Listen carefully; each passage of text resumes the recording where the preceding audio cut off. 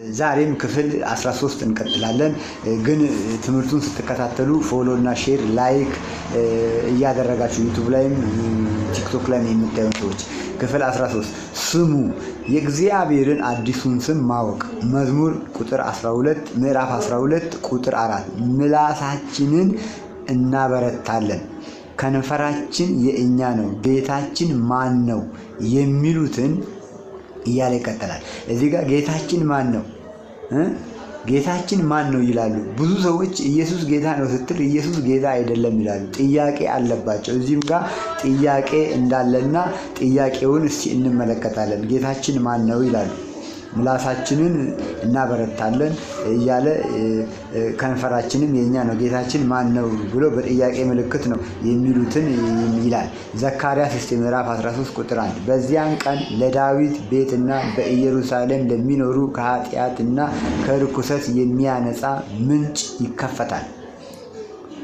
ከኃጢአት የሚያነጻ ምንጭ ከላይ እንዳየነው ሰዎችን ማንጻት የሚችለው ሰዎችን ስለ ማንነቱ ጥያቄ የፈጠረባቸው የተጠራጠሩ የሕይወት ምንጭ የሆነው እግዚአብሔር ስሙ ኢየሱስ ነው። ሰዎች ሁሉ አይደለም ብለው ጥያቄ እንደሚፈጥርባቸው ነው። ለእኛ ግን በራልን። ስለዚህ ሰዎች ሁሉ ኢየሱስ ክርስቶስ እኔ የሕይወት ምንጭ ነኝ አለ።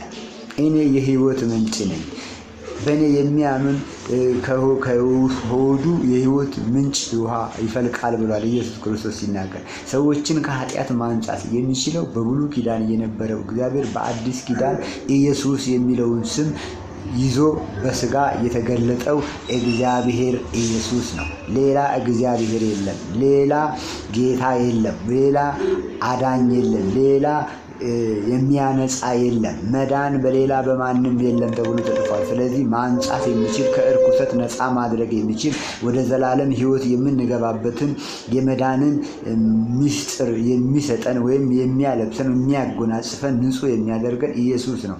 ጌታ ነው፣ እግዚአብሔር ነው፣ ስሙም ኢየሱስ ነው።